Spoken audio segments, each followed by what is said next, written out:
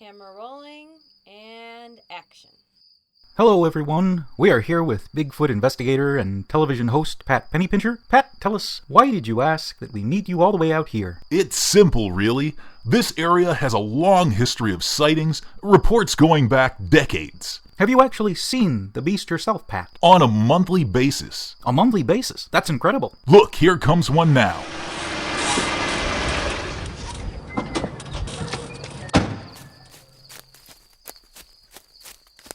Delivery for Pat Pennypincher. That's me, thank you. What's that? And why did a mailman just deliver a package to you in the middle of the forest? This is my cryptid crate. It's a monthly box subscription filled with all kinds of Bigfoot-related items. Each month, a new box arrives packed with amazing cryptid-themed items. All I had to do was go to www.cryptidcrate.com to sign up. Wait a minute, is this the encounter you were describing? Look at this t-shirt. Awesome! I've never read this book before, and it's autographed. Look at this awesome patch. Holy cow, these stickers are amazing. I've been waiting to watch this documentary, and this is the coolest figurine. A sasquatch watch. All right, cut it, fellas. We're done here. It's even got fur on it. This is unbelievable.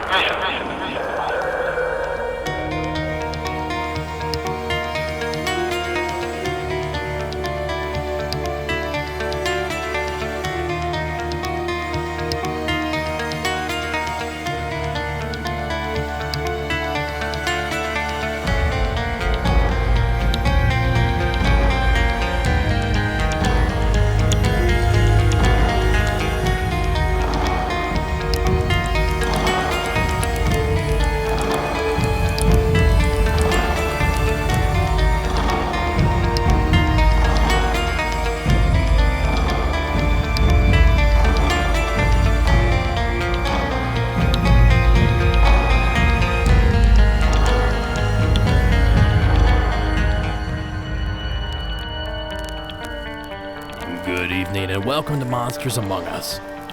I am your guide, Derek Hayes. I trust everyone is enjoying the last days of their summer. We're currently surrounded by major wildfires here in the West, and I'd be lying if I didn't say they were downright terrifying. The sky is orange and the air is dense. Be safe out there, folks. And a big, big thank you to all the brave men and women fighting these raging monsters. Anyway, on to a lighter topic. I have a great show lined up for you guys this evening. An episode filled to the brim with all sorts of strange happenings. So sit back, flick off the lights, and get settled in. This one's gonna be fun. Our first story of the evening comes to us via Patrick in the state of North Carolina.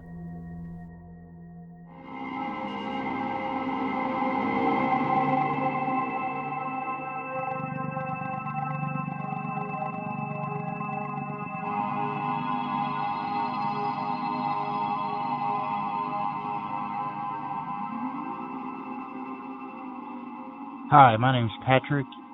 I live in Morganton, North Carolina. I guess I should start out. I've always been an outdoors person. I grew up in the woods. I grew up in the Ozark Mountains of Arkansas. I've been in northern Georgia. I've been out west. So I know something of the mountains a bit. I've always believed in Bigfoot. I didn't know if it was a primate or some type of person. I wasn't 100% sure, but I never seen evidence myself. Although I've talked to people that swear up and down, and these are legit people, hunters, that have told me they've had occurrences with what they thought was a Sasquatch whooping, yelling at them, rock throwing. And the funny thing about all that, it seems like at least the ones that I've talked to or I've heard about, these people are heavily armed with high-powered rifles, but it rattles them so bad that they leave. That's not even in their mind to try to take a shot at what's disturbing them. Right now, this was probably 3 years ago. I lived in western North Carolina at the time in a little town called Brevard. We have Pisgah National Forest, which is really huge. Just a ton of places to hike, to camp, to bike.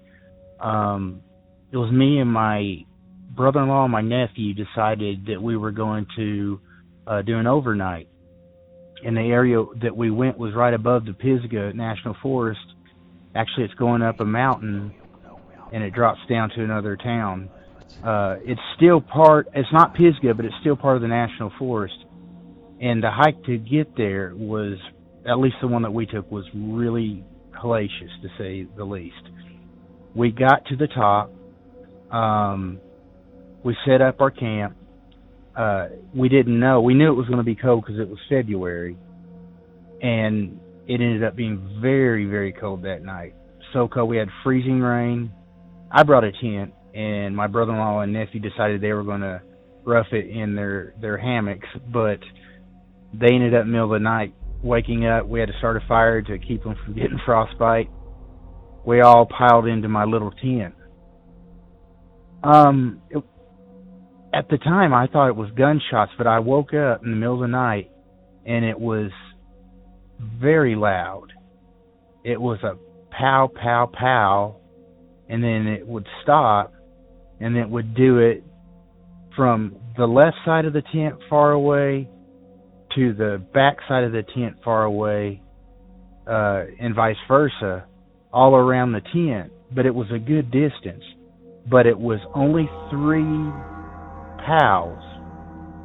And then you could literally, as I was awake, I realized it wasn't gunshots, but it was just a I can't really explain, very loud pounding or knocking, and it would do it. I sit there and listen to it so long that I could actually count in between the knocks or the pows, but it would be on the left side, the back side of us, and the right side.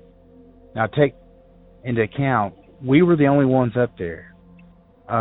There was a small area not far down the trail where some people would camp, but nobody was there that night, and I know that because we had to travel down the trail to go get our water and purify it and whatnot and take it back in the creek, and there was not a soul. And it is very difficult to get up on this mountain. So I hear it from the left side of me, the back side, the right side, and I literally started to count after the knocks. I could count to 3. 1, 2, 3. And it would do it again. And it just continued. I woke up my nephew and I was like, "Do you hear that? Listen to this." And he was half asleep. It's probably trees. And he went back to bed, and it went on for so long, at least an hour. I went to sleep because it didn't stop. Needless to say, never found any evidence of that something was up there, but so meticulous in how you could literally count. You could set a watch to the seconds between these knocks. Now, like I said, I found no evidence, but this was far away from the tent when this happened, and we continued our camping trip. I asked my brother-in-law or my nephew the next day if he remembered me asking him and waking him up about, "Hey, do you hear this?" He's like, "I don't remember." So, to me, I think that was something that wasn't human at the time that was doing that, or civilized human, a person that playing a prank. That would have been the greatest prank in the whole world, to be able to do that at such a range and stay consistent that long. So anyhow, that's my only Bigfoot encounter. I still believe I put up trail cams all the time. I'm hoping to catch something. I just wanted to share that. I love your show. Your show is great. I appreciate it. I appreciate the people calling in. One last little tidbit about the dog man in particular. When I lived in northern Michigan, when this was probably 1990, 91, I actually heard of a dog man, and I did not I've never heard of that before. We hear of werewolves and everything, but it was called the Manistee Dog Man because we had the Manistee River running close to us, and they told me accounts of this animal that looked like a dog but could stand up bipedal, and walk on its hind legs. And I didn't give it a lot of thought to the last couple of years when the dog man has become a big topic of conversation. So I thought that was pretty crazy.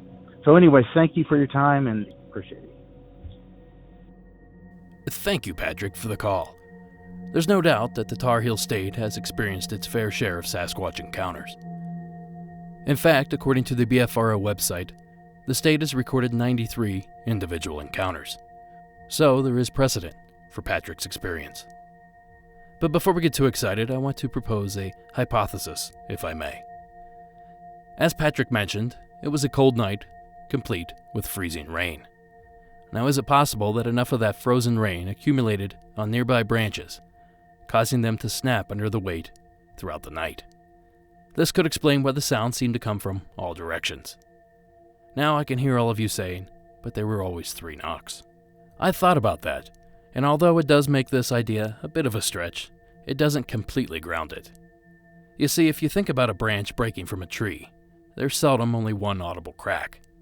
You typically get 2 or 3, or even more, as that branch falls to the tree, breaking other limbs as it makes its way down. So at least, on paper, there seems to be an explanation. Of course, I'm not suggesting that Patrick wouldn't realize this on his own. After all, at the top of his call, he did mention that he's an avid outdoorsman. But if he was half asleep, stuffed in a sleeping bag, and had Bigfoot on the mind, anything is possible. Although I bet there are 93 others in the state of North Carolina that would claim otherwise. Thanks again, Patrick, for taking the time to share your experiences. And yeah, I really dig those dogman stories. Our next call of the evening takes us south to the state of Alabama. This is Kelly's experience. Oh, that was rude. Hi, my name is Kelly, and I'm calling to give my story. It's pretty short, and it's pretty unusual. I've never heard of anybody else having a similar kind of story. Back in probably about 1999, maybe 2000, in Alabama, in Birmingham, my best friend lived along a really dark, treed, very twisty, winding road, Old Rocky Ridge Road, if anybody's familiar with the area. And there's a bridge that goes over the highway. And as I was driving across the bridge into, going to my best friend's house, about 9:30 p.m., I was listening to Alanis Morissette, and I saw a little green fluorescent, I say fluorescent because it was glowing. I saw a little green butt run across the road. Yeah, so I saw a little green glowing butt. It was about a foot, 2 feet tall at the top of the butt, and it had legs and feet. It was like little chubby. And it flashed across my car as I was driving. I was probably driving about 35 miles an hour. And it literally ran across the road. There was no top half to this little creature or spirit or whatever it was. It glowed green. It moved extremely quickly because it ran across in front of my car in my headlights. There was no top half. It didn't look see-through or anything like that. But, I never really told anybody about it because it sounds ridiculous. And, it doesn't really match up with a lot of other things that people talk about having experience, like shadow people or whatever. I've sometimes wondered if maybe it was some kind of little fairy or even maybe a leprechaun. But, I mean, I've never seen it again. I revisited the area recently, and, you know, it was broad daylight. But, I mean, like, I still remember this vividly, and, you know, was looking around just to see, like, well, what the heck was this? Because it's just one of those things, like, I cannot imagine what it might have been.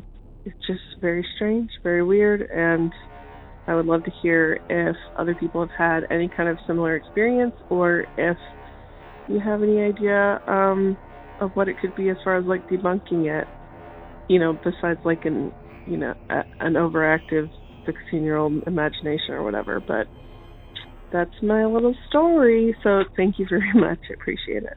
Bye-bye. Thank you, Kelly. This is a call I never imagined I'd ever receive. The weird part here, though, is that I've already received reports like this. If my memory serves me correctly, I fielded a call back in Season 3 of a person that only saw the bottom half of an apparition in his home. I could sit and speculate as to what this being was all evening, but instead I'm going to make the obvious connection and play a news clip inspired by Kelly's story. Those of you that watch stupid YouTube videos at the end of the last decade may recognize this little treasure, but for those that did not, trust me, WPMI NBC News 15's report on the Alabama leprechaun is well worth the listen. And I highly insist you head over to the show notes to see the actual video. Well, just in time for St. Patrick's Day, crowds are coming by the dozens to get an up-close view at what some say is a piece of Irish folklore. Some people in the Crichton area of Mobile say a leprechaun is taking up residence in their neighborhood. A leprechaun. NBC 15's Brian Johnson has more. Curiosity leads to large crowds in Mobile's Crichton community, many of you bringing binoculars, camcorders, even camera phones to take pictures. To me, it look like a leprechaun to me. All I gotta do is look up in the tree. Who else seen the leprechaun say yeah? Eyewitnesses say the leprechaun only comes out at night. If you shine a light in its direction, it suddenly disappears. This amateur sketch resembles what many of you say the leprechaun looks like. Others find it hard to believe and have come up with their own theories and explanations for the image. My theory is it's casting a shadow from the other limb. Could be a crackhead that got hold to the wrong stuff, and it told him to get up in a tree and play a leprechaun. We're going to get down to the bottom of this. Yeah, it's still on there, guy. Don't be afraid. Don't be afraid, man. This guy helping to direct traffic says he's prepared for his encounter with the leprechaun. He's suited up from head to toe. This wars off spells right here. This is a special leprechaun flute, which has been passed down from thousands of years ago from my great-great-grandfather who was Irish. I just came to help out. Others just came to get lucky in hopes a pot of gold may be buried under this tree. I'm gonna run a backhoe and uproot that tree. I want to know where the gold at. I want the gold. Give me the gold. I want the gold. This is Brian Johnson, NBC 15 News. People will do anything for a pot of gold. I mean, anything. You know what I like? I like the amateur sketch of the leprechaun. Yeah, it looks like somebody got a really good look at it and got that good drawing out there. Who did that? I want to know who sketched that. I don't know. Maybe Brian sketched it. Doodling. That was a good story. Unintentionally hilarious. Thank you again, Kelly, for the call. Little green butts. Now, before we move on to our next call, I want to remind everyone that I'm still looking for stories about your school or university. Preschool all the way up. You still have about a week to submit these, so pick up that phone and dial 1-888-608-NIGHT. That's 1-888-608-6444. Or visit the Report Your Sightings tab at monstersamonguspodcast.com. And it goes without saying that I'm still accepting any paranormal call. Okay, for our next call, we need to look up. The following is Mike's call from Illinois. My name is Mike, and I'm from Central Illinois. I'll just jump right into it.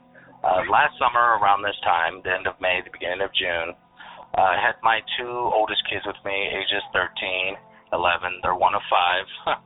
We won't get into the numbers, but there's quite a handful when I have them all at the same time. Well, this particular weekend, I just had my two. The others were off with their other mother. Well, my kids that are 13 and 11 know that their dad loves watching anything to do with the paranormal. If it be ghost shows or anything to do with UFOs, anything. And most 9 out of 10 times they won't even pay it no mind and just call, Dad, you're crazy. You believe in all that stuff. This night in particular, I was outside looking up at the stars as I normally do, enjoying a cigarette. Before I went in, I noticed off to my left, to the northeastern side of town, there was a small glowing orb. I took it at first as a star. The more I stared at this supposedly star, it started to kind of wobble as if, it was moving and I thought it was my eyes. The more I paid attention to it, the more it was very clear to me that it was definitely wobbling. It wasn't a star. It wasn't behaving as stars would. So I rushed inside. Once again, back to how my kids didn't believe me ever. I thought, what a better time. So I rushed in and got them and pulled them outdoors. They hesitantly went with me and said, oh, Dad, whatever, let's go look at it. And when they came out there, I pointed it out. And they started noticing it too, wobbling. And then, hold up, here's where it gets crazy. 2 smaller craft had darted out of that area and started flying over our house. I would roughly say they were about as high as an airplane. When I looked at them, they were probably pea-sized, oval.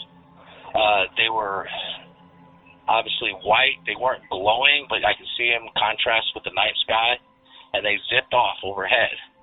And my kids were astonished. Let's just say that. They did not know what it was. And then I said, out loud, I said, if it is them, then blink. Because I knew from my other watching UFOs that they kind of consciously know what you want, even without saying anything. And as soon as I said that, it started blinking. One of them did. And then they started moving irregularly, not like normal aircraft. And then after probably 10 minutes, my kids got bored, like nonchalantly, like, oh, there ain't nothing.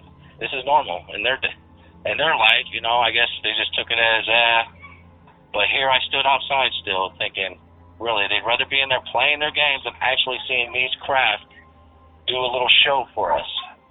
So I stood out there and I watched the rest of the show, and it started to kind of dying down where I only seen one, and then they kind of disappeared. And then I stood and I looked for maybe 5 more minutes, and then there was another one zipping from the other direction coming from behind where I didn't notice at first, as if to get my attention. So I ran in again to get my son to say, come on, come look, come look. And by the time it took me to run in the house, which is probably not even a half minute, to the time I got back out, that craft was gone.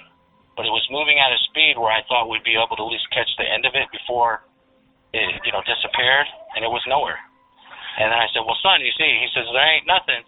And as soon as I said, no, it's up there, just keep looking, it flashed its light on to show that it was still there, and it started going in the opposite direction that it was headed in before I ran in and got him.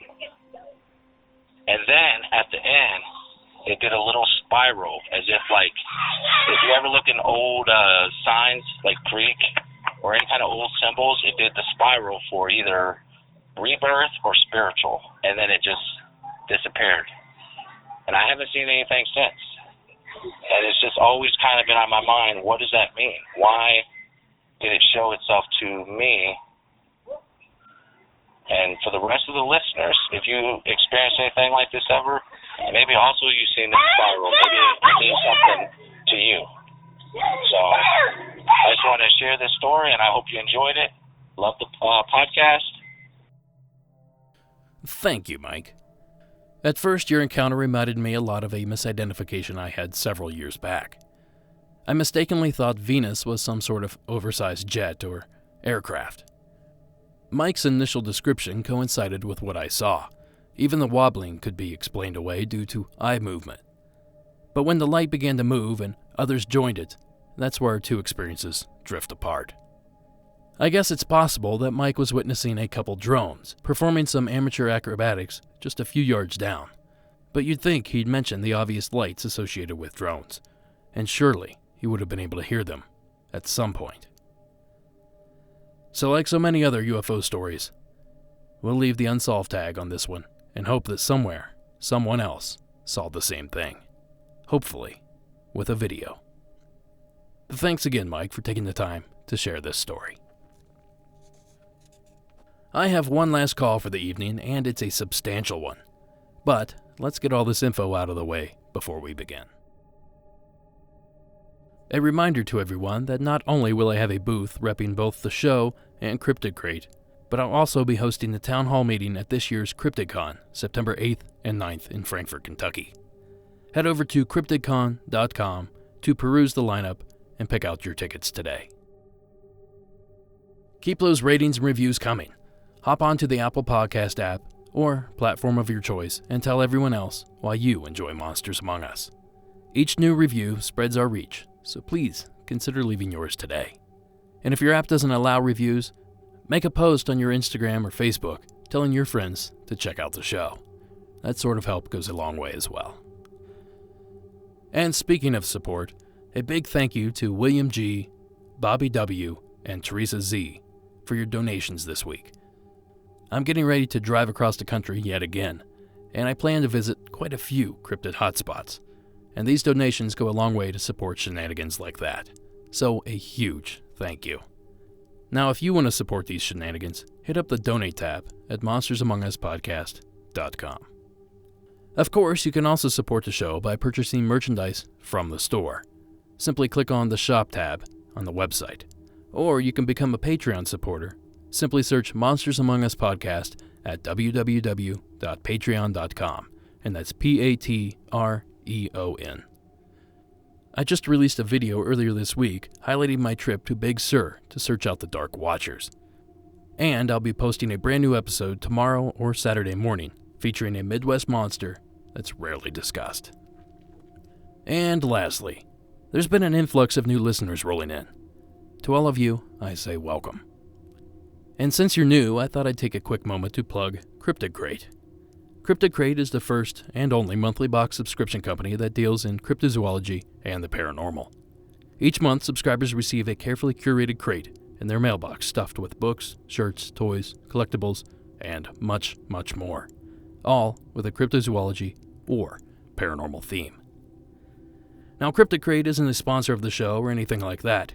It's just a service I created, mostly because I wanted one and, quite frankly, it didn't exist. So do me a solid and check it out at cryptidcrate.com, and be sure to tell all of your weirdo friends. Alright, sorry about all that. Let's get back to the scary stories. Our final call of the evening is on the longer side, so get yourself comfortable. The following is an anonymous call from the Great Lakes area. Hi, I'm going to go ahead and apologize because this is probably going to be garbled and I don't exactly want to get out my name, but I'm from the Great Lakes region and my stories pretty much are all in my childhood. I grew up in a haunted house and at this point in my life, I think it's been probably a solid 10 years or so since anything weird has happened to me, and it has only been ghost type stories. Anyway, so it started when I was 4 or 5 years old. I shared a room with my sister, and I was up there alone, and it was kind of like an old farmhouse, so it was a loft, the upstairs was, and there was 3 walls and then stairs at the far end, and I was at the very front of the house. The stairs were at the back of the house. So I was standing there, and on the other side, kind of trapped between a bed and the wall, and I don't remember what I was doing, if I was grabbing a toy or something. But I was looking to the other side of the house by the stairs, and there was a shadow man. And I know that, now that I've been listening to a lot of podcasts and other stories, that's actually a thing. I always thought it looked like the around my area, we've got neighborhood watch signs, and it shows like a dark figure, and it's wearing a hat, and it's got like a trench coat. And I always thought it was crazy because I saw that in my house. There were no defining features. I couldn't see feet. I didn't look for feet, but it was wearing a trench coat, and I could see a hat. I don't remember what happened after that. I saw it there, and I stared at it, and at some point it had to go away because I wasn't stuck upstairs. But I mean, nothing happened. Like, I've heard a lot of people say that it's a precursor to something bad, but I've never had anything like that happen after that. It was just like I saw it, and that was it. And then, like I said, I was 4 years old at this point or so, really, really young, and I only have that estimate because my nephew wasn't born yet. Anyway, at another point, I was probably 12 years old, and I was running around the woods in my neighborhood with a friend of mine, and we were goofy kids, and we're always getting into stuff. But anyway, we're running around the woods, and there's rumors about, this used to be old Indian territory, and there's trails that go through the woods, and everybody says that. But anyway, so we're at one point in the woods, and I'm probably maybe 50 yards away from my friend at this point, and I look back at her, and I saw another shadow man, and it was wearing a hat again, and it was just standing there. There was, I'm in the woods, so I couldn't see feet or anything like that. It didn't move. Its hands were at its side, if it had any. But it was there, and I called out to my friend. I'm like, you need to run. And I was freaking out, and she more or less thought that I was making it up because she couldn't see anything. And this was probably in like 2002 maybe, and I had a cheap, it wasn't at the time, but it was a poor quality digital camera, and she yells, take a picture. So I took a picture and got back to my house eventually, and but the thing that I saw, I looked away, and then it wasn't there anymore, basically. She never saw it. But we get back to my house, and I upload this picture, and sure enough, I had a freaking picture of one, and it was daytime, and there's an obvious dark silhouette where you can clearly make out the, shoulders, hat, and that was it. And it was crazy, and this was back in the time of the shadowlands.net, so I uploaded my picture and my story to that website, and this is years and years ago now, so I don't have this picture anymore. I would love to find it, but I don't think that it's possible. But I saw it, I snapped a picture of it, and I actually had photographic evidence of showing what I saw. I've never seen another one, and I guess at this point I'm grateful for it because I don't know what I would chalk it up to. I haven't had any strange occurrences since I was a teenager, and even then they had begun to dwindle at that point. And I'm not religious, and I think that these things more or less happened during a period of my life when I had a very nervous disposition when I was younger, and I kind of used religion as a shelter, and I don't anymore. And I also haven't had anything weird happen in a very long time. But another weird story, I guess. We used to go to my sisters and I used to go to cemeteries in the area because we all grew up in the same house, and it was the only house we had ever lived in, and it was haunted. There was some weird stuff going on there. I don't know what I would say happened. I don't really know that I believe in this stuff anymore, as weird as it is, because it happened to me and I have perfect recall of what it was. But I just it's been so long that I don't really know if it exists anymore, I guess you could say. Anyway, so I was probably 13 or 14 or so, and my two sisters and I went around to different cemeteries, and we'd take pictures, and we'd try and record stuff, and, we never really got much that way. But I remember after one particular occasion, we had gone to an old cemetery in the area, probably one of the oldest in the area, and we came back and we're just going about our business, and all of a sudden my sister asks if, is it raining? What's going on?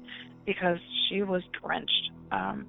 She had been just relaxing, watching TV, and all of a sudden she's just soaking wet. And this was something that would just happen in our house for the next year or so after that last cemetery trip. In the house, we always joked that it was an old woman that died in the house, maybe, because the spirit was never felt malevolent, but at the same time it was, it was scary. I was a kid, and, something that I can't see is that I felt like something was there. And again, I apologize for how garbled this is. But anyway, I would be at school, and I would just have water thrown at me. And I'm talking and this was summer school, actually. I would be walking through school, the hallways would be empty basically, and I would have water on me, usually my face and my shoulders, and it would be like someone had washed their hands and then just kind of flicked the water from their fingers toward my face. And my shirt would be wet. It wouldn't just be this weird sensation that I was wet, but I would actually be wet. And this subsided eventually, but my dad was a pretty religious guy, and he was convinced that we had brought something home with us at that point. Like I said, we kind of always had this presumption that the spirit that was initially in our home was an old lady who died in the house, and I don't have any proof of that. My dad always called her Mrs. Murphy for whatever reason. But when I was little, really little, preschool age, I had an imaginary friend, and it wasn't a face. I didn't imagine a person, but I would hear a voice, and it wasn't even it was weird because it was like an older woman that would talk to me. And I remember one time I was standing in the utility room of our house where the washer and dryer are, and it was off to the backside, and I was young, and I'm hopping on one foot, and this was something that I had been trying to work on for a long time. And I remember hearing, hop on one foot, you can do it. And so I did it, and I did it well, and from that point on I can hop on one foot. But my mom came around the corner and she saw me, and she's like, "What are you doing?" And I'm like, "Oh, I'm hopping on one foot. My friend told me to do it." And I remember that my imaginary friend's name was Jean. I've never gone back into the history of the house and looked to see whether or not there was ever a Jean that lived there. I don't know how to do that. I mean, it'd be super neat to find out, but I have no idea. But anyway, so after we went to the cemetery, not to jump around again, but after we went to the cemetery, my dad said that at one point he had seen a bald head poke out from a room, you could see a bedroom door from our living room. And he was in the living room, and he said that he could see a head pop out and just kind of stare at him. And, my dad he was a dad, and he liked to get on people's case about whatever, and made dad jokes and did the dad thing that dads do. So I kind of never really thought a whole lot about it. I don't believe he was a liar, but at the same time, I'm highly skeptical of anybody. But, I don't know. I don't know. It was just weird, and probably brought somebody home. But anyway, after that, my dad did his religious spiel and prayed the ghost away, and after that, pretty much everything stopped. The only thing after that really happened was my dad actually passed away, and this was in another house, but he passed away, and we went to his funeral, and on the way there, my dad was a car guy, and on the way there, my mom was freaking out because the light was on, the gas light was on in her car, and she made a point about it that my dad would yell at her for driving around with that light on.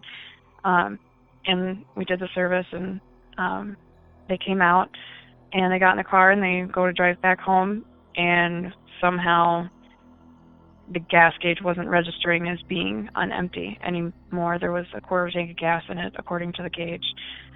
So my mom, thought it was some sort of beyond the grave intervention. And aside from that, before the funeral, we cleaned up the house because we anticipated having people come over afterward, and so everything was cleaned and put away. I got to the house first after everybody had left the funeral home, and I went to the bathroom right away, and in the bathroom was my dad's work shirt on the counter, as if someone had just thrown it up there. It wasn't folded. My dad had been dead for a week at this point, and everything had been cleaned and, laundry done and put away. And so the fact that, my dad's shirt was on the counter in the bathroom, thrown up there as if he had, taken it off to go get in the shower or something like that, it was really, really odd.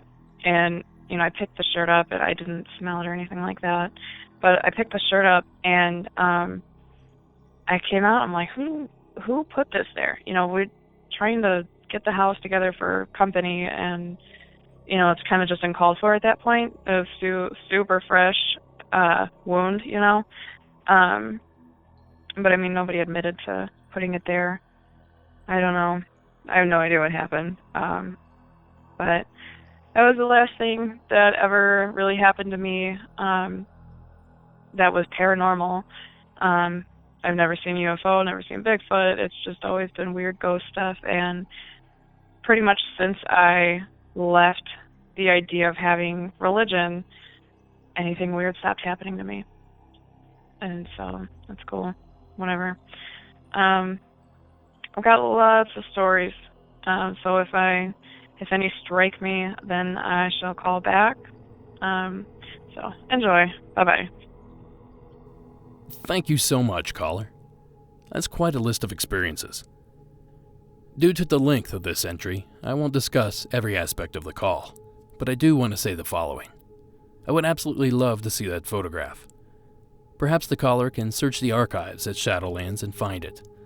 I checked, and the site is surprisingly still up, 24 years strong. Which brings me to my next remark.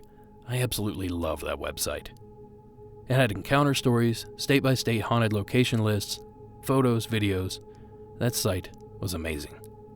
So I suggest all you youngins head over to www.theshadowlands.net and see how it used to be done.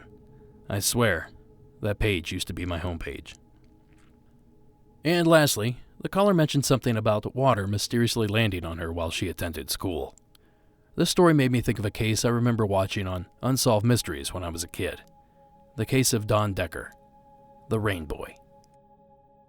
Man accused of setting fire to a restaurant in the Poconos turned himself in at federal court in Wilkes-Barre today. This is the same man who back in the late 80s starred in an episode of Unsolved Mysteries because he claimed he could make it rain. And to this day, that case is still a mystery to police in Stroudsburg. Newswatch 16's Reagan Medji is in the newsroom with the unusual story. Reagan. Well, good evening, guys. Donald Decker voluntarily turned himself in this afternoon in federal court in Wilkes-Barre for setting a restaurant on fire last year in Tobyhanna. Now, this isn't the first time Decker has had a run-in with the law. Back in the 80s, police in Stroudsburg investigated a bizarre case involving Decker, which remains a mystery to this day. This is Donald Decker of Goldsboro when he was interviewed on the primetime national show Unsolved Mysteries back in the 80s for being known as Rain Man, a man who could actually make it rain. Now he's getting attention again, but this time he's facing federal arson charges for setting Dana's restaurant and tavern in Tobyhanna on fire last year. Investigators say he was hired by the owner to burn down the business. Decker voluntarily turned himself in at federal court in Wilkes-Barre. Back in the early 80s, Donald Decker was known as Rain Man to Stroud Area Regional Police, who say Decker could make it rain. Detective Richard Wolbert was on the case back then and says he still can't explain it. Water traveling, flying around the room horizontally. The case grabbed national attention, and Decker's story appeared on the TV show Unsolved Mysteries years later. This is Decker being interviewed and Detective Wolbert. Wolbert says the call back in the 80s started off as an investigation into a plumbing problem at a home in Stroudsburg where Decker was staying at the time. I mean, it definitely wasn't a plumbing problem.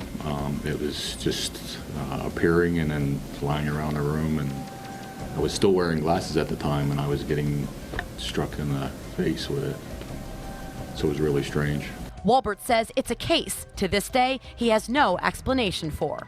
There was something going on in the house, and I really don't know what it was. His explanation was that a relative had passed away and had something to do with it, but that came from him. And Donald Decker is free on bail. Officials say it's because he is not a flight risk. Now, as for the unsolved mystery involving Decker, Newswatch 16 tried to interview more witnesses, but they turned us down because they say what they saw is just too upsetting and just too creepy to talk about. Reagan Medji, Newswatch 16 live in the newsroom. That video comes courtesy of WNEP News 16 out of central Pennsylvania. I wanted to play the entire Unsolved Mysteries clip, but it runs in excess of 20 minutes, so I opted for a shorter version of the tale. But I highly recommend you watch it in its entirety. Amazon Prime subscribers can see it on Season 5, Episode 18. And those without Amazon Prime can actually watch the updated version on YouTube for free. The link can be found at the website under the Show Notes tab. 10 different eyewitnesses swear by the experience they witnessed that evening. Clearly, something had to be going on. But, just like our caller's experience, we're left scratching our heads with more questions than answers. And that's going to do it for this episode. Monsters Among Us is written and produced by me, Derek Hayes. Additional support is provided by Addie Lloyd and Warren Pon Abbott. All audio used in this production is done so under the protection of fair use.